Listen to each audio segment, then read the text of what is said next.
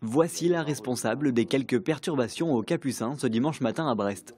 Cette bombe américaine a été découverte il y a 3 semaines et désamorcée ce dimanche par les démineurs de la sécurité civile.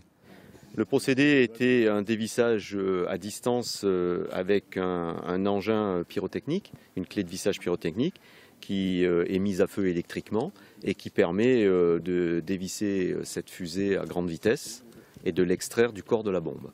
Ça reste une opération mécanique qui a été vissée il y a plus de 70 ans, qui est restée en terre et qui a été choquée. Donc on ne sait jamais à l'avance comment cette fusée va pouvoir être dévissée, soit rapidement, soit en utilisant plusieurs méthodes. Il a fallu 45 minutes aux 4 démineurs brestois pour venir à bout de cet engin de 250 kg. Une centaine de policiers et gendarmes ainsi qu'une vingtaine de pompiers étaient mobilisés pour sécuriser le périmètre. Près de 1800 habitants étaient concernés par un confinement chez eux et plus de 500 brestois sur les rives de la Pinfeld devaient être évacués durant les opérations. C'est le premier de ce type-là, c'est-à-dire avec une évacuation comme on vient de la connaître ce matin depuis le début de l'année. L'évacuation s'est passée dans le calme parce que manifestement les gens avaient bien anticipé cette matinée et avaient pris le devant. Il n'était d'ailleurs qu'une trentaine ce dimanche en mairie. Vu qu'on a fait la fête hier soir, on n'a pas beaucoup dormi, on s'est fait virer ce matin et on est venu ici.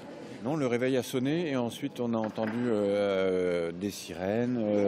C'est accompagné ici et les personnes qui ne peuvent pas retourner d'elles-mêmes, on va les raccompagner en véhicule logistique et ambulance que l'on a. Ça n'a pas paru trop long en tout cas. Vers 10h30, fin des opérations, 1 heure plus tôt que prévu, les habitants ont ainsi pu regagner leur logement.